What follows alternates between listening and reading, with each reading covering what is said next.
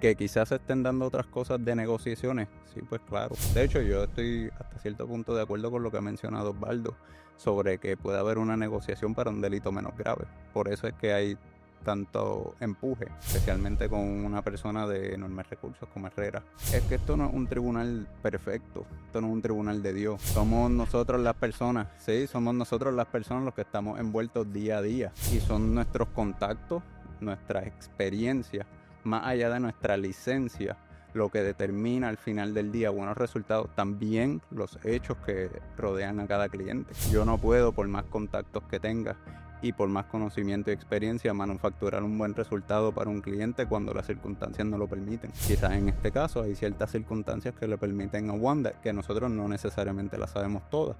Lo saben allá sus abogados, lo saben los fiscales.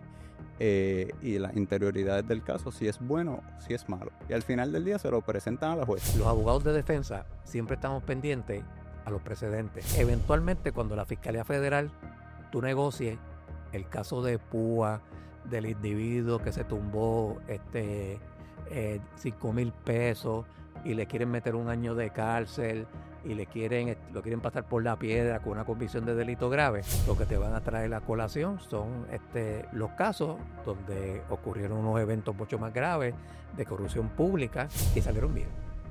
El departamento llegó a unos acuerdos que no implicaban cárcel, por ejemplo. Si se fuera a ver en su fondo issue apelativo y de teoría, al final del día, hasta qué punto uno puede limitar el poder de un gobernador a hacer lo que le dé la gana en nombramiento. Aún por dinero, aún sin dinero, es como lo del presidente, de perdonar a las personas por influencia, por amistad, por dinero, porque vio la noticia en Jay Fonseca y le cayó bien a esa persona y la quiere perdonar. Son cuestiones casi ilimitadas y hasta qué punto sería la teoría en el Supremo, ¿verdad? En su día, que Wanda podría llevar... Yo puedo despedir al tipo de los CIF.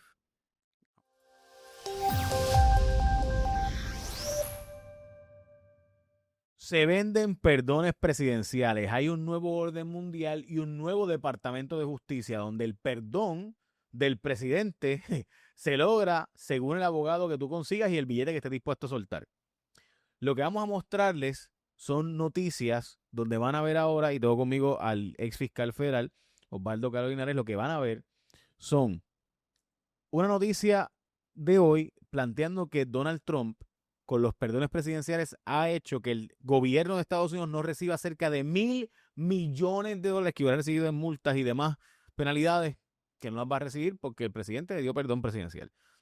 Un sujeto le dice, ese fue en Guardian, en Bloomberg, un sujeto dice directamente, mira, el presidente me dijo, yo le doné $1.7 millones y me dio un perdón presidencial y me dijo que yo tenía un perdón que estaba más limpio que en Alguita Bebé. Ese fue el ex jefe de Nikola, una de las empresas que competía con Tesla, dicho sea de paso, vehículos de estos eléctricos.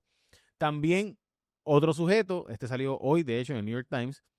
La historia es de este sujeto que estuvo, su mamá y él, pues le cogieron chavitos a Donald Trump, dieron una membresía para Mar-a-Lago, ayudaron a la publicación de un libro en contra de los Biden, perdón presidencial también, a pesar de que estaba siendo investigado por fraude, etcétera. Todo el mundo sabe el caso de Eric Adams, el alcalde de Nueva York, que el presidente llamó y dijo, mira, me le quitan los cargos, y le quitaron los cargos definitivamente. Y aunque la gente dice que el juez es el quien decide, realmente el juez no puede obligar al Departamento de Justicia a continuar con un caso.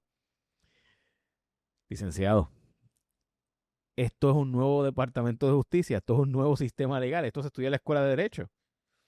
Es un nuevo departamento de justicia y es un departamento de justicia que tiene desalentados muchos fiscales que son fiscales de carrera que no se ven fuera del gobierno. O sea, el gobierno federal, la Fiscalía Federal, el Departamento de Justicia pagan muy bien y los fiscales cuando entran a este sistema, que no es tan fácil entrar, pues piensan hacer una carrera Okay, pero, dentro del Departamento de Justicia. hombre.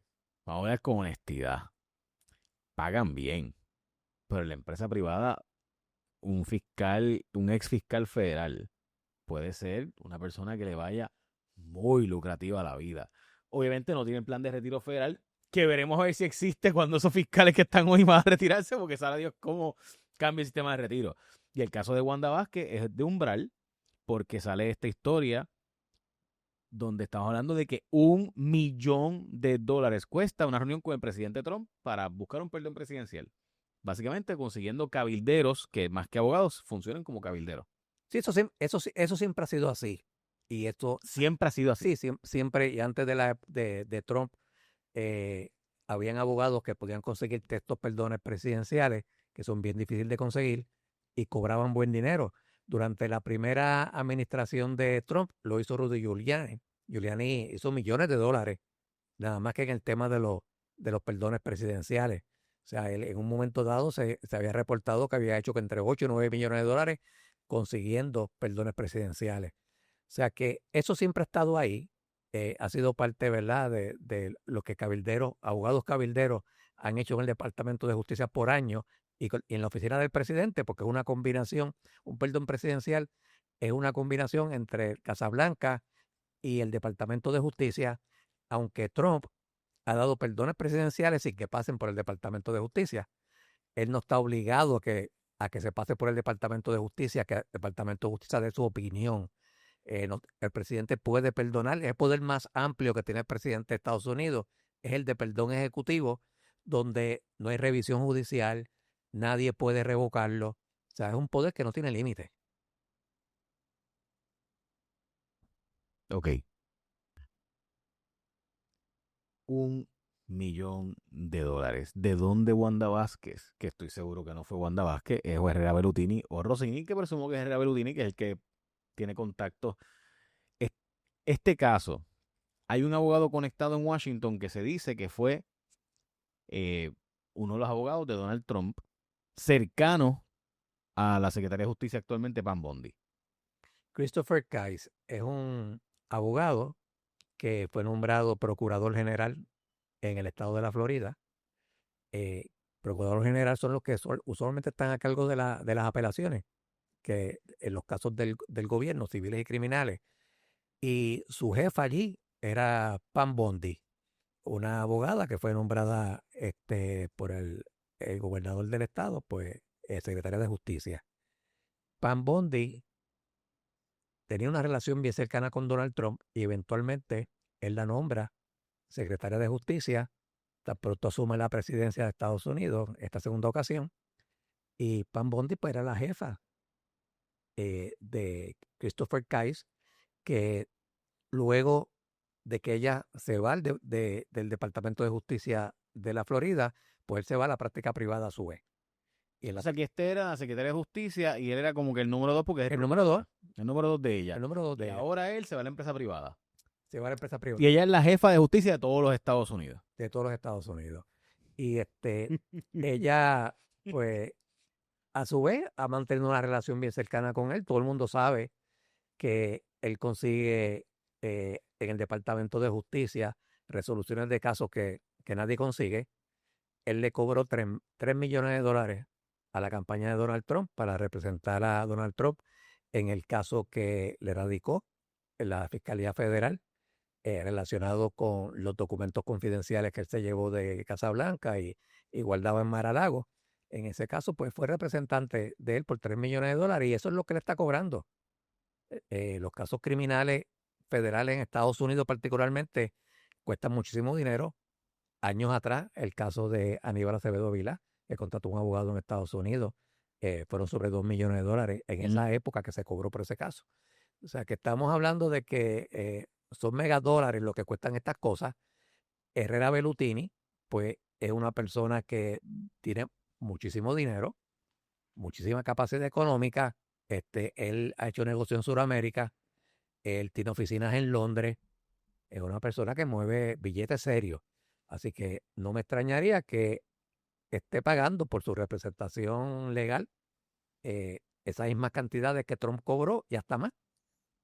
De hecho, me dicen la información que, ¿verdad? Es que en la mesa donde estaba sentada Wanda Vázquez cuando gobernadora y estaba Paulson y Fajad en la boda de Fajad, que actualmente pues no tiene relación, pero que en aquellos momentos tenía relación, se ha dicho varias veces que le decían la mesa de los billonarios, porque estaba Herrera Bellutini y estaba Paulson. ¿De verdad es billonario Herrera Bellutini? entiendo que sí, que es una persona que Billonaria. sí que ha hecho mucho dinero. Los negocios de Herrera Bellutini pues, han sido objeto de investigación por parte del Departamento de Justicia Federal, porque tienen que ver con la banca y tienen que ver con la banca suramericana, y él trajo uno de esos bancos aquí a Puerto Rico. Y los federales siempre han tenido la sospecha y lo han probado en casos que esta banca extranjera que ha venido aquí a Puerto Rico, pues ha facilitado transacciones monetarias de lavado de dinero. Y aquí hay bancos que se han tomado acción contra ellos por esa razón. Y él ha tenido ese estigma, pues lo ha perseguido. Sin embargo, pues no le han podido probar nada. Sin embargo, el caso de él produce múltiples documentos, cientos de documentos que se consideran de seguridad nacional, que han sido controversiales en el caso de Wanda Vázquez, porque ha requerido que esos documentos se inspeccionen de una manera que no es la usual en un caso criminal, sino que se ha tenido que ir a localizaciones aprobadas por las agencias de inteligencia de Estados Unidos, donde los abogados tienen que entrar allí, examinar los documentos, lo pueden copiar, no pueden llevarse nada de allí, pueden solicitarlo después O sea, aquí hubo FISA Courts. sí. Wow. O sea, Estamos hablando de secretos de Estado. ¿qué tipo de seguro o sea, de seguridad nacional está envuelta en esos documentos que se ha dicho que la inmensa mayoría pertenecen a Herrera Bellutini? Eso está por verse. Hay ¿verdad? Hay una información que había corrido por ahí de que había negocios con Suráfrica y negocios africanos incluso. Mucha gente sabe, ¿verdad? Y si usted no lo sabe, pues interese, que muchos negocios que se hacen con Rusia y con China, pues realmente no se hacen con Rusia ni con China, se hacen en África. Pero tú no lo vas a decir, ¿verdad? O sea, son negocios que son ilegales, o sea, con personas que no pueden hacer transacciones y pues buscan shell companies y las montan en países, ¿verdad? De dudosa reputación. Y parte de lo que ocurre entonces es que pues ese tipo de monitoreo o ese tipo de gestión, pues usted busca la forma de montar, o sea, por ejemplo, ahora mismo la Rusia no puede hacer negocio con el petróleo de Rusia, no puede hacer negocio con Estados Unidos, Europa, bla, pues ¿qué hacen? Lo montan en un Black Fleet, le llaman así, ¿verdad? Unos barcos oscuros, ¿verdad? Una tripulación ilegal, y la ponen en un barco, ese barco se coge el petróleo, va y se lo lleva a otro sitio, ese otro sitio lo lleva a otro sitio, ese otro sitio a otro sitio, y llega y lo pasan en un barco en alta mar, un barco indio, y va a la India, en India lo refinan y lo usan, y lo revenden. ¿Y por qué se hace todo eso? Bueno, porque tú lo puedes conseguir a precios extremadamente bajos en comparación, y pues lo que hace es que tienes más margen de ganancia. Ese es el tipo de transacción que se dice, ¿verdad? Que estoy dando un ejemplo no de este caso, de transacciones que pudieran vincular a banqueros, donde un banco lo que hace es que busca la forma a través de shell companies, sabiendo que va a darle un financiamiento a una transacción como esa, pues lo que hace es que busca diferentes mecanismos para burlar la jurisdicción de los Estados Unidos, y entonces, pues, eso requiere servicios de inteligencia. De eso es lo que estamos hablando básicamente. De eso es lo que estamos hablando, y también hay que señalar que este caso lo que lo provoca es una investigación que había iniciado la oficina del Comisión de Instituciones Financieras. exactamente, OSIF. la La OSIF, OSIF. que había iniciado esa investigación por irregularidades en el banco. ¿Saben? Estaban envueltos en esa investigación. Alan, a mí lo que me choca de esto, y como tú eres una persona que cree en Donald Trump o crees en... A mí lo que me choca es para que uno fue al departamento, ¿verdad? Para que uno, perdón, fue a la escuela de Derecho, cuando pues toda esa teoría básicamente es que si tú tienes un contacto con el presidente, pues logras un perdón presidencial. Bueno, yo no estoy viendo aquí que haya un perdón presidencial. Si fuera que tuviera un perdón presidencial, ya estuviera sobre la mesa.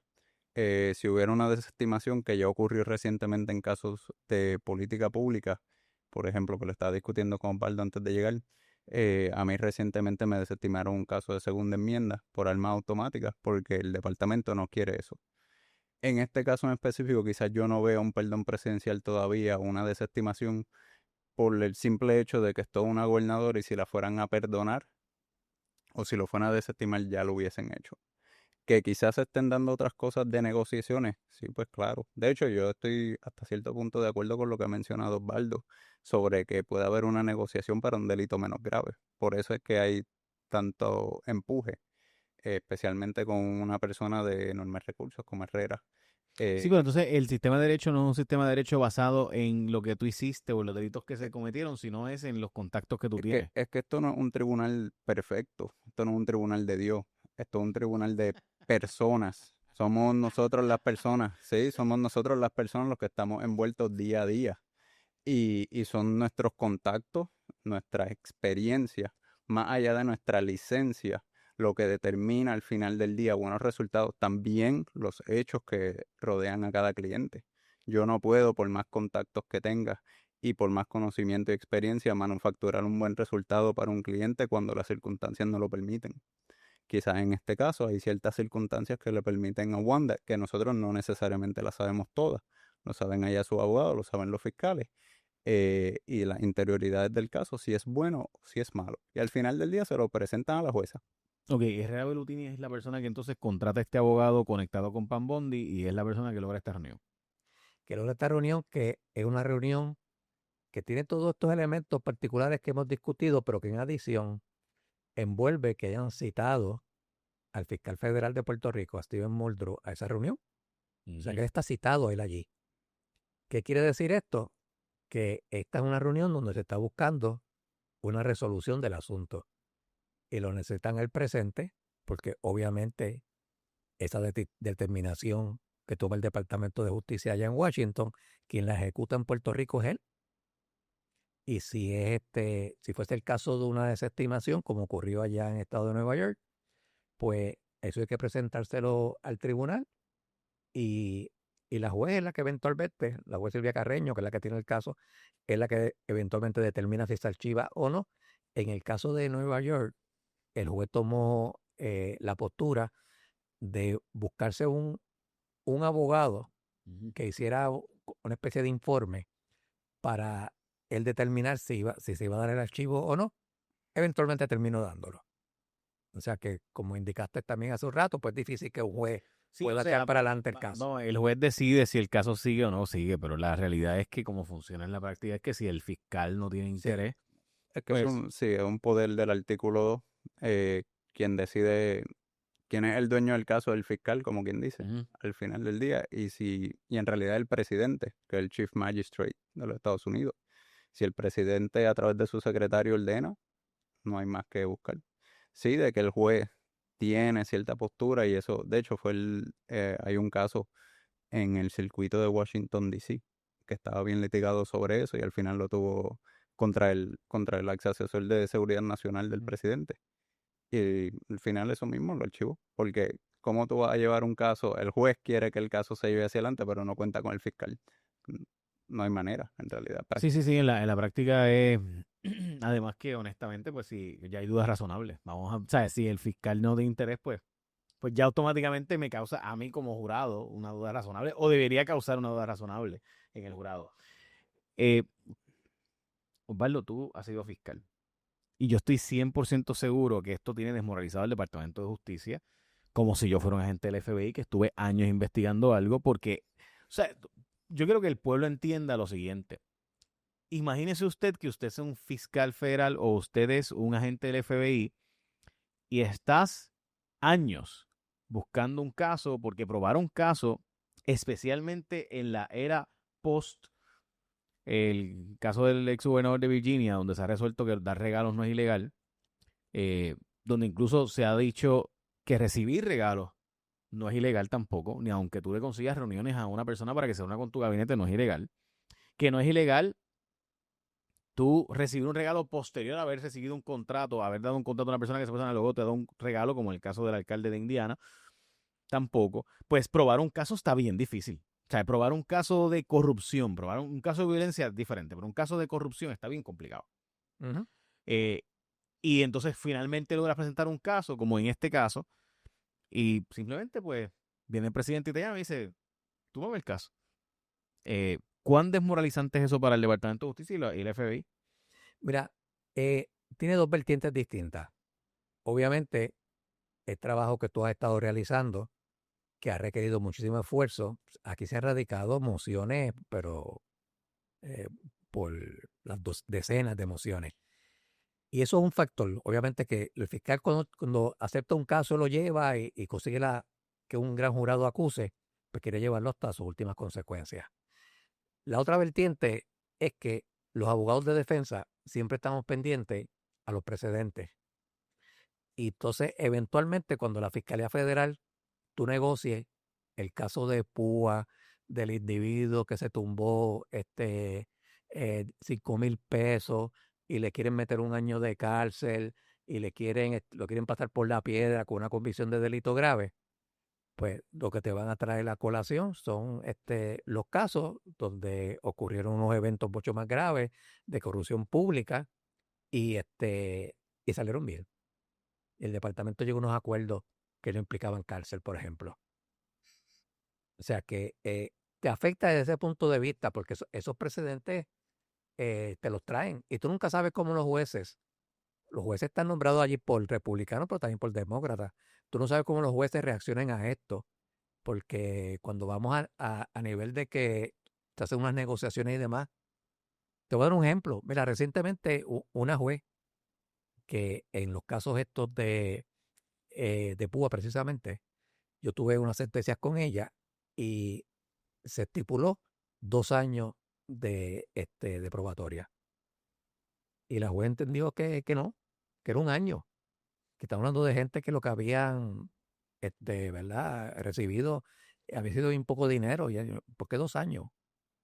1 año. Y no lo hizo nada más que en los casos míos, lo hizo un montón de casos. Y de hecho yo tuve después una sentencia de ella con el juez Elpi, que estaba de visita en Puerto Rico y cogió unos casos de ella para sentenciarlo.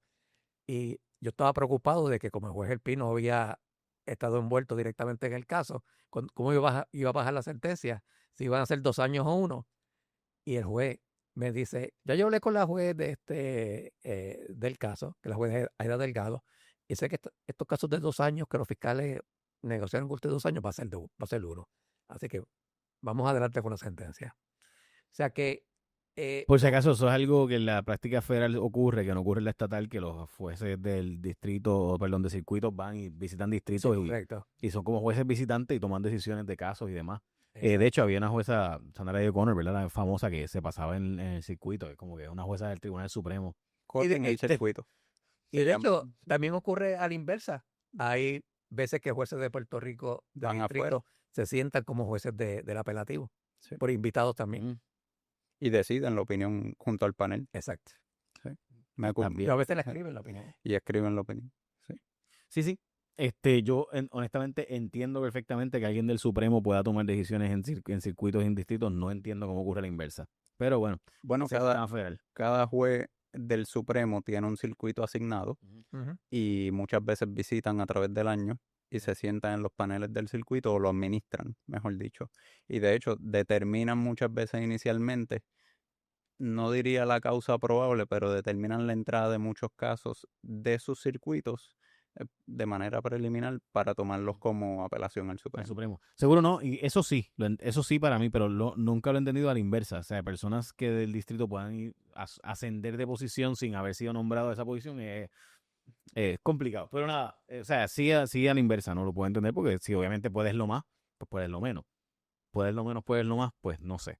Pero bueno, eso son reglas del sistema federal. Ok,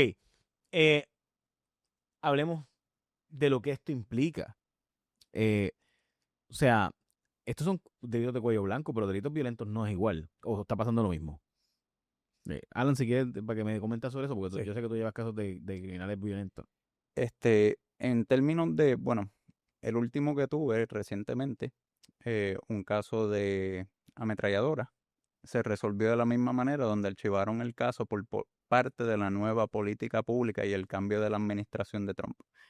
Yo no diría tanto que estos cambios son desmoralizantes, al igual puede suceder con un presidente demócrata o republicano, sino que nosotros como abogados en la profesión siempre llevamos un saco de cal y otro de arena, uno para ganar, uno para perder, porque las circunstancias cambian constantemente. Igual en lo criminal, ese caso de ametralladora, archivado por completo, nomás, el caso no va O a sea, que salir. el caso, porque habían alterado un arma para tener una ametralladora, a convertirla en... la chipearon. No la chipearon, sino que es una tecnología nueva que se llama un Force Reset Trigger. Ujú. Es un gatillo que con la definición de un arma automática, de acuerdo a la ley, es con una sola función del gatillo para alarlo hacia atrás, dispara más de una bala. Mm. Este gatillo es una tecnología nueva patentizada por una compañía de Estados Unidos que se llama Rare Breed Triggers en Texas. Yo me lo sé de memoria porque me lo sé. ¡Qué nombrecito! Sí. Ellos, Ay, Virgen. ellos patentizaron la tecnología y es un tipo de gatillo que se mete en la plataforma R15, se mueve un poquito para adelante y hacia atrás, y eso no cumple con la definición de una sola función del gatillo, sino que el gatillo al estar obligatoriamente moviéndose un poquito, milímetros, estamos hablando de un poquito más de un pelo, se mueve hacia adelante, hacia atrás, pues obvia, o como quien dice, sidestep la definición de un arma automática. Tu cliente en ese caso era un armero, ¿verdad? Un armero legal, Sí. pero, Sí. pero bajo la definición, si tú posees una ametralladora, uno, en Puerto Rico son ilegales, dos, bajo la ley federal de armas, el NFA, National Firearms Act, poseer un arma automática, si no son aquellas que tienen una licencia, están stamped y preceden del 1980, algo así. El Grandfather Clause. El Grandfather Clause, pues tú no puedes tener un arma automática como tal. Lo hace, como quien dice, prohibitivo en la definición de la ley. Y ese armero, teniendo un arma, como quien dice, legal, pero al ponerle ese gatillo, la teoría de fiscalía era que la convertía en un arma ilegal automática. Básicamente lo mismo que chipearla. Tú puedes chipear un arma con básicamente cualquier cosa. Le puedes pulir, le puedes reducir la cantidad de piezas, le puedes entrar una cuña de acero, puede ser homemade, un rubber band específico que uno lo ata. Hay miles de maneras para hacer un arma automática. Pero fíjate, a tu pregunta, esto es un nicho de segunda enmienda, y sabes que Trump es bien fuerte con esto de la segunda enmienda, el derecho a tener y portar armas.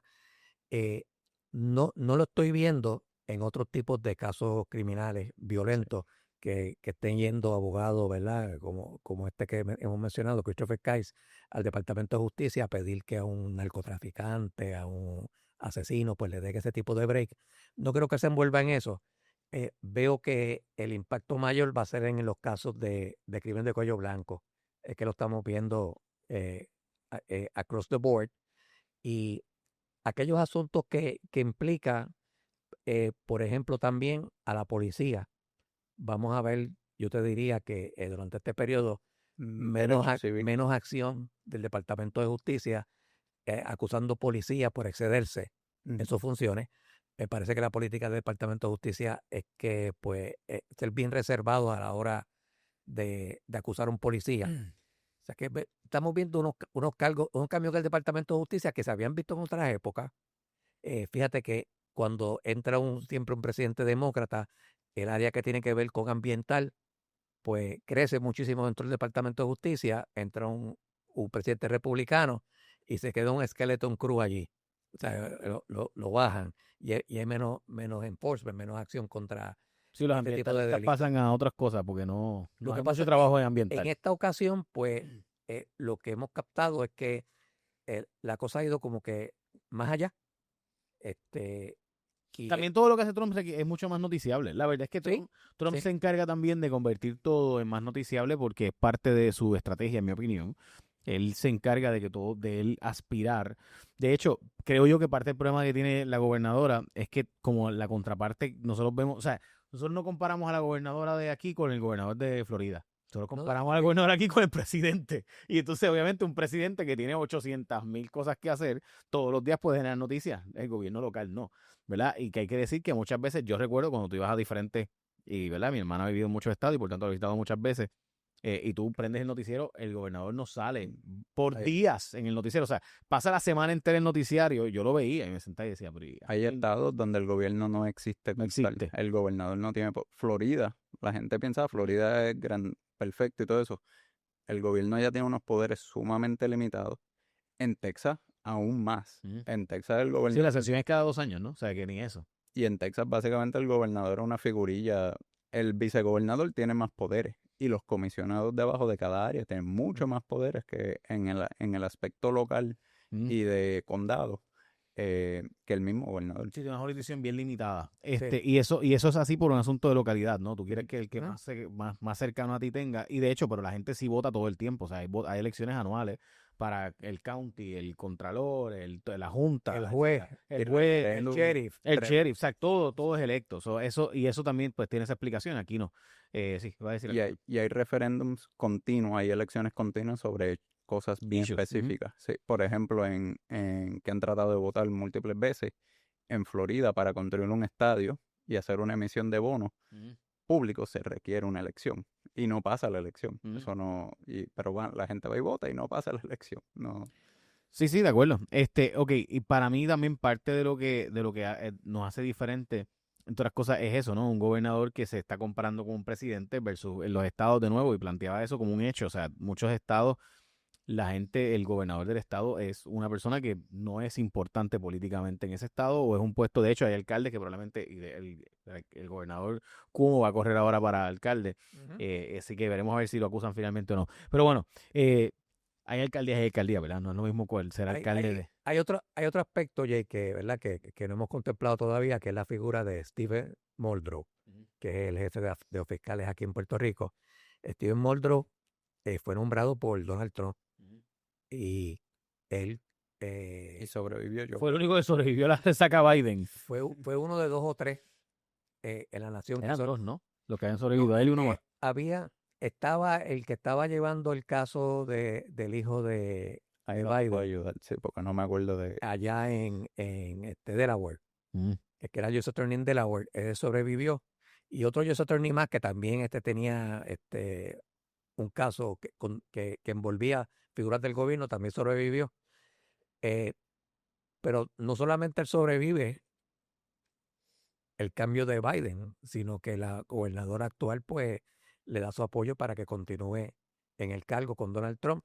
Pero hay que ver cómo ese cambio que él sufrió de ser nombrado por Trump y la duda que crea que por qué te dejó Biden, Ujú. pues influya, ¿verdad? En términos del ánimo del fiscal federal en dar una batalla allá en Washington, cuando pues su posición es delicada.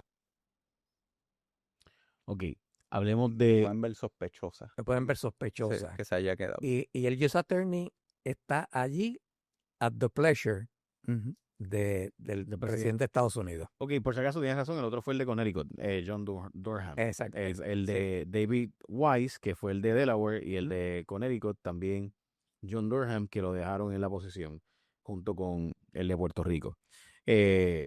Interesante. A mí, eso de... O sea, es que, ¿verdad? Quizás usted vive una realidad que yo no vivo. Yo viví la ilusión de la escuela de Derecho. Yo no ejercí, básicamente lo que ejercí fue muy poco. Pero uno sigue pensando que ¿verdad? La escuela de Derecho es, y esa teoría jurídica, y esa casuística, y esa jurisprudencia, y pues evidentemente hay mucho más envuelto que la jurisprudencia. Mucho más. Yo diría que es como Mike Tyson. La realidad es que todo el mundo tiene un plan hasta que te metes un buen puño en la cara. Y la ideología nos lleva hasta cierto punto a tener un buen plan y ver las cosas de una manera hasta que un juez te dice, sí, licenciado, eso es lo que dice, pero aquí en la práctica, en la sala mía, se hace de esta manera. Y el libro dice eso, pero aquí se tiene que hacer así, asado, asado, por razones prácticas, porque si no, no se pudiera llevar, especialmente las reglas de evidencia. Uno piensa que las reglas de evidencia, una teoría y todo eso, sumamente sencillo y tiene que ser directo al grano y muchas veces el librito que tenga el juez que está aplicando ese día. Sí, yo quiero ver el testigo. Por encima de todas las objeciones, yo quiero ver el testigo. Yo quiero ver el testigo que hable o que no hable o no es pertinente, a pesar de que puede ser la persona más pertinente. Y muchas veces en la práctica se dan cuestiones que son necesarias de cierta manera muy diferente a la teoría de lo que explica los libros. Una de las noticias que hablábamos es que se plantea que el perdón de Trump ha implicado hasta $1 billón en menos recaudo, porque el dinero que había que pagar en multas, penalidades, etcétera. Y ya se habla de cerca de $1 billón. Esto dice una exfuncionaria federal, lo menciona, está en The Guardian. Como que parte de lo que ha hecho Trump es este tipo de nivel de perdón que ha implicado hasta el impacto de $1 billón, $1.000 millones. Eso es una paga de dinero, obviamente, para nosotros. en el presupuesto de Estados Unidos, $1,000 millones es centavería, ¿no?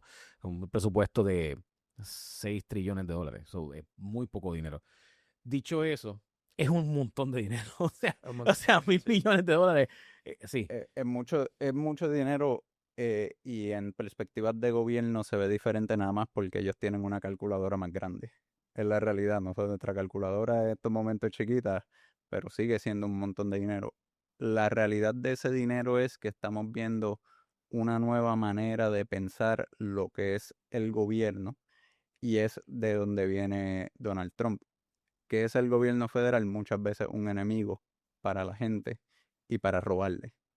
De ahí es que vienen todo ese dinero y por la cual puede ser que se esté devolviendo o no se estén recaudando, como quien dice, esas multas. ¿Por qué? Porque a Donald Trump, si lo ves la trayectoria y la experiencia de él, ¿qué le hizo el gobierno de Nueva York? Le incautó ¿cuántos? $500 millones a través de todas sus propiedades y compañías que se pudo haber ido a la quiebra. Ese caso todavía está pendiente, veremos qué sucederá. Y lo trataron de meter preso. ¿Qué le está haciendo? Restaurando al pueblo. Esa es la forma, la forma la forma de él verlo, seguro. La forma de, ¿verdad? Nos tenemos que poner en los zapatos de él para ver qué es lo que está sucediendo. Yo pienso que ese caso fue un caso absurdo. Por si acaso lo decíamos desde antes. Ese caso para mí yo no lo entendí. O sea, era obvio que era una fabricación de un caso. Para mí lo era. Que estaba mal lo que hizo Trump, sí, pero ya había prescrito. Malo. O sea, para mí el tema no es un asunto de prescripción. El caso había prescrito, no se llevó a cabo a tiempo, lo está procesando porque era el presidente de Estados Unidos, a nadie se había procesado en la historia por eso, ni mucho menos por la falsificación de los documentos basados en esos documentos originales, porque obviamente eso simplemente no ocurre, no se acusa a nadie así, y si acusa a alguien va a ser una multa y para afuera, no al nivel de lo que ocurrió. Dicho eso, pues fue convicto, ¿verdad? Y esa es la historia y pues ahí está. Yo sí pienso que el caso de los documentos era más serio. ¿Verdad? Ese es y para mí el caso que es terrible es cuando llamó al gobernador, al jefe de estado de Georgia y le dice, mira, consigue 12,000 votos. Y eso, o sea, y obviamente la transición del poder, yo ahí políticamente ya yo no lo puedo entender, o sea, por más que, o sea, pero nada, eso pues ya pasó, esa es la historia lo juzgará. Hay algo importante que no haya preguntado sobre el caso de Wanda Vázquez que yo creo que es importante plantear. No le he preguntado sobre los millones de dólares que se gasta en un caso. O sea, este caso en específico, que es un caso que tiene hasta seguridad nacional, o sea, un FISA Court. O sea, esta gente no son gente que cobra 3 pesetas. O sea, estos agentes del NSA, que son los que interceptan, ¿verdad? En el mundo entero comunicaciones para Estados Unidos. Estos agentes de la CIA, que son los que persiguen la gente, ¿verdad? Porque las conexiones digitales lo hace el NSA. Las conexiones personales las hace la CIA. Tú tienes que pagarle un montón de gente por debajo de la mesa. No por debajo de la mesa, gente. Todo esto es autorizado ¿verdad? Para que tú les pagas a testigos. Bueno, tienes que pagarle a los empleados que hagan el trabajo. Y los testigos, o sea, los informantes se pagan. O sea, esa gente que está en Fallujah, en Irak, dándote información sobre lo que está pasando allí, no es gente que está pasando información porque es buena gente, es gente que tú, o sea, están bregando contigo porque tú estás ayudándolos económicamente y apoyándolos económicamente. Entonces requiere un montón de dinero. Lo que quiero decir es que es dinero por encima y por debajo. Y dinero que esté informado y dinero que no se informa, porque obviamente hay que hacerlo off-label, porque si no se entera todo el mundo de quiénes son los espías y quiénes son los colaboradores. Mi punto con esto es que típicamente este nivel de sofisticación de casos, donde hay un tipo que evidentemente hace negocios internacionales, que se alega, ¿verdad?, que incluyen el mundo del combustible, y por eso uso, ¿verdad?, y digo eso que son alegaciones, yo no me consta, yo no sé qué tipo de financiamiento él hacía. Este financiamiento es básico en términos de Puerto Rico, que es una jurisdicción, vamos a ponerlo así, hay jurisdicciones blancas y hay jurisdicciones negras, oscuras, donde ocurren muchas cosas ilegales. Puerto Rico es una jurisdicción un poco gris en términos financieros, porque aquí se permite lo que se llama, en lo que él era dueño, una entidad bancaria internacional. En Puerto Rico la ley permite crear una entidad bancaria internacional para hacer negocios afuera y tú recibes un beneficio tributario que no pagas casi nada por la ley esta del Centro Financiero Internacional. Y eso lo hace un poco gris, especialmente para el IRS y servicios tributarios federales. ¿Por qué? Porque él hacía negocios Latinoamérica y Nueva York, y si no me equivoco, Florida y Londres, en cantidades enormes. Eran cantidades enormes. Y la única razón por la cual esa entidad bancaria internacional, hay dos tipos de modalidades, entidad bancaria internacional, entidad financiera internacional. La bancaria es un banco que simplemente no da ningún tipo de servicios en Puerto Rico. Aquí nosotros podemos crear un banco, fondearlo, meterle dinero a todo lo que da, billones de dólares. No hay empleados, somos 5 o 10 empleados, todos los otros empleados están afuera y se dan multiplicidad de servicios y transacciones billonarias y simplemente las pasamos por aquí. Creamos cierto empleo, hay unos requisitos de crear empleo y de tener el dinero en Puerto Rico o los numeritos que aparezcan en una pantalla en algún sitio, que aparezcan en la pantalla aquí y a base de eso pues no se tributa. Eso es la importancia de ese caso y cómo puede ser un génesis a la acusación de todo esto. Hay otro aspecto que no hemos tocado, Jay, que tiene que ver con los testigos cooperadores del gobierno en el caso, que son personas que ya hicieron alegación de culpabilidad y que no han sido sentenciados, esperando que se determine pues, cuál va a ser su cooperación y Eso le da un qué empuje. recomendación va a hacer el gobierno sobre la sentencia. Estas personas se quedan enganchados con si el Departamento de Justicia viene ahora y determina no seguir el caso. ¿Qué Sí. pasa con ellos? Sería fuerte, sí. ¿Hicieron alegación de culpabilidad? Pero este caso sí da eso mismo, ha sido empujado por testigos y si tú ves la alegación inicial, son 52 páginas de acusación del indictment. No hay manera que tú hagas esto nada más con un poquito de espionaje, de tapear celulares, de escuchar ciertas conversaciones. Hubo testigos, Tú sin duda. necesitas testigos que te expliquen toda la conspiración, Sí, esquema. todo el mundo sabe que Fajad, perdón, unas cuantas personas están cooperando ampliamente de las transacciones internacionales que ocurrieron aquí. O sea, Detalladas conversaciones entre 2, 3 personas. ujú. O sea, no hay manera. Blakeman estaba, ¿verdad?, abiertamente cooperando en este caso, su pareja también. O sea, son personas que evidentemente tenían contacto y que eran incidentales a Puerto Rico e incidentales a Wanda Vázquez. O sea, la verdad es que la relación de Wanda Vázquez con estas personas, yo estoy seguro que fue muy poca, por no decir casi ninguna. Saludarlo ya, probablemente. El asunto ¿verdad?, de OSIF, evidentemente. ¿O hay algo más que deberíamos saber, licenciado Osvaldo Carlos Linares? Bueno, siempre hay muchas cosas por ahí dando vueltas Ay, que no se deben decir. es que yo siempre he pensado que Wanda hacía cosas bien petty. Yo no, o sea, no sé, pero nada. Y hay muchas cosas. En este caso, si se fuera a ver en su fondo, issue apelativo y de teoría, al final del día serían increíbles, porque hasta qué punto uno puede limitar el poder de un gobernador a hacer lo que le dé la gana en nombramiento. Aún por dinero, aún sin dinero, es como lo del presidente, de perdonar a las personas por influencia, por amistad, por dinero, porque vio la noticia en Jay Fonseca y le cayó bien a esa persona y la quiere perdonar. Son cuestiones casi ilimitadas y hasta qué punto sería la teoría en el Supremo, ¿verdad? En su día, que Wanda podría llevar, yo puedo despedir al tipo de los CIF, aunque me dé dinero no, y puedo poner el que a mí me dé la gana. Esos son teorías legales que quizás sería bueno escucharlas en algún momento. No, definitivamente esto es un caso que se estaba preparando para verse. Los abogados de defensa, los 3 abogados de defensa, estaban haciendo su trabajo, contrataron investigadores, estaban a ley de nada Dinero. sí, para ver el caso. Y aparentemente los abogados de Wanda Vázquez tenían sus teorías relacionadas con el objeto de esta conspiración, que supuestamente pues era una encuesta. Y yo sé que hay versiones de que la encuesta jamás se entregó, que Wanda Vázquez tenía su propia encuesta, que nunca trabajó con esa encuesta, que ella nunca supuestamente, esto fue un ofrecimiento que le hicieron, pero no fue que ella solicitó nada a cambio, se solicitó nada a cambio para entregar esa encuesta. Sabemos que las encuestas son costosas, ¿no? El gobierno le está imputando que de una manera o de la otra, pues ya obtuvo un beneficio de cerca de $300,000, incluyendo esa encuesta y otras promesas que le hicieron.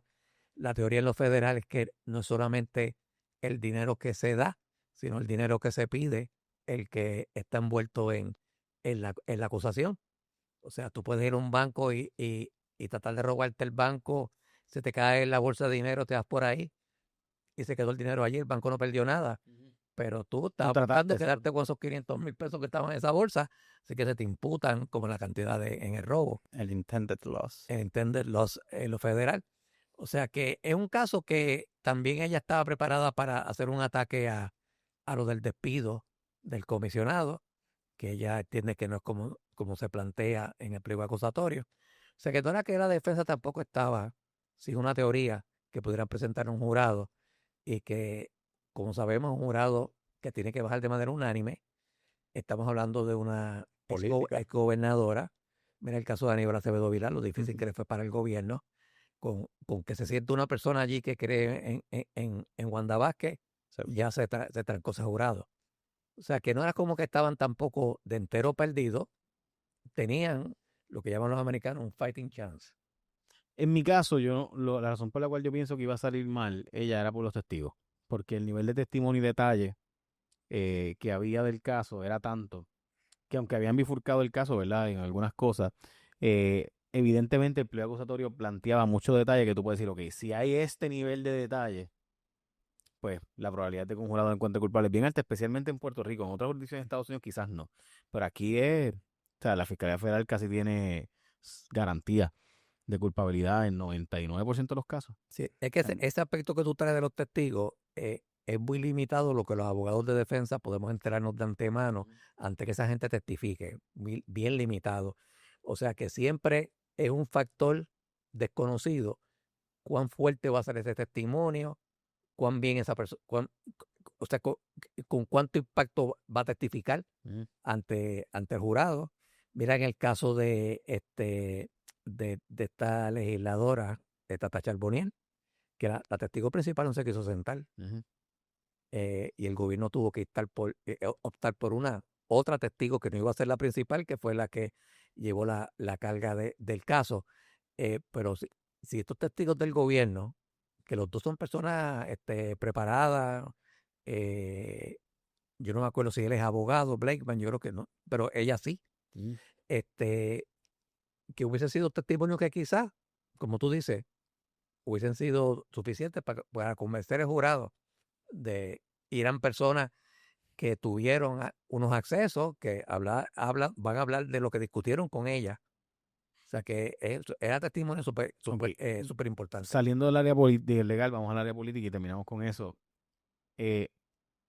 Todo el mundo quería ver este caso en Puerto Rico porque iba a ser un show de los contactos que había tenido Fajat y John Paulson y demás en diferentes facetas del gobierno local. Y otras cosas. Y otra gente, de todos los niveles. ¿Verdad? Sí.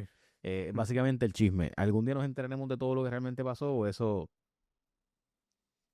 Siempre uno se entera, no va a ser con el impacto de lo que sucede en juicio.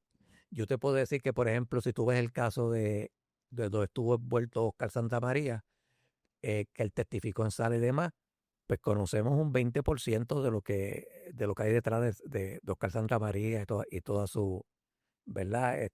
Sus actuaciones, porque hay unas limitaciones también de lo que tú puedes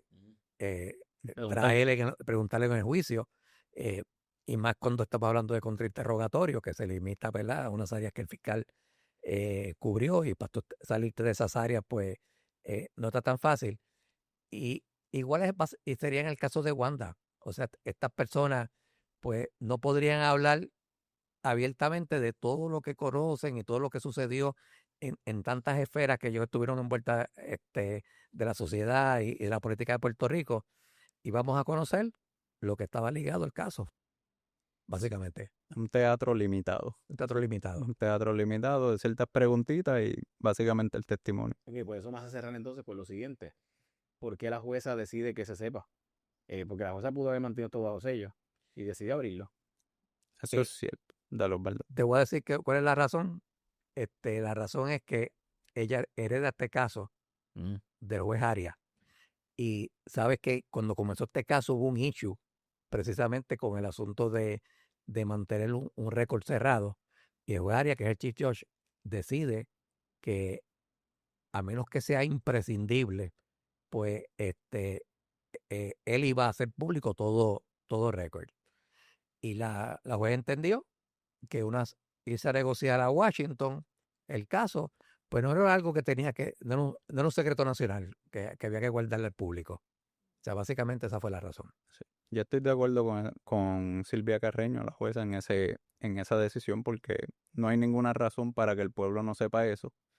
Y cuál es el interés apremiante de las partes, porque fueron ambas partes, fue tanto fiscalía como los abogados, de mantener eso en secreto. En realidad, al final del día, eso no va a cambiar la esencia de las negociaciones, ni va a afectar a nadie, que lo sepan. Y la regla general que la aplican a todo en las federales, que se sepa todo y que uno tiene, para radicar bajo sello, uno tiene que especificar cuáles son las razones para mantenerlo secreto. Justificarlo. Sí.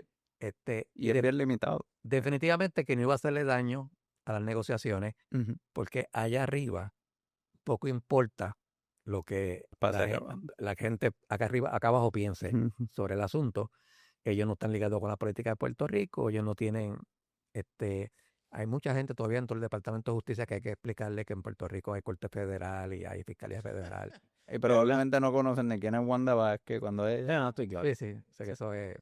Eso es la parte interesante. Y es una burocracia enorme. Cuando te llega allá, tienes que pasar por lo menos 6 puertas antes de llegar a la oficina que tienes que llegar. By the way, estaba hablando con una gente que trabaja para el gobierno federal aquí en Puerto Rico y, ¿sabes? Puerto Rico es considerado un hazard. Venir a trabajar aquí te pagan una cantidad adicional por trabajar aquí en algunas de las agencias federales. Qué interesante. A mí me parece que es una bendición trabajar aquí, pero evidentemente yo tengo el idioma, yo soy de aquí, así que presumo que eso es parte de lo que... O sea, para muchas de estas personas que vienen aquí, que son enviados aquí, que trabajan para las agencias federales de law enforcement, pues ellos no lo verán como nosotros lo vemos. Lo ven como un lugar peligroso y todo. Y yo, de verdad, o sea, ¿cuándo fue la última vez que aquí alguien sabe de que le pasó algo a un agente federal? Yo desconozco, ¿verdad? Como me lo explican a mí, es que es sumamente incómodo e inconveniente. Inconveniente al punto de que se te va la luz. Y ellos no ven eso con Bueno, sí, eso es reciente, pero me refiero a que eso viene de años. O sea, Bueno, de años se nos va la luz también.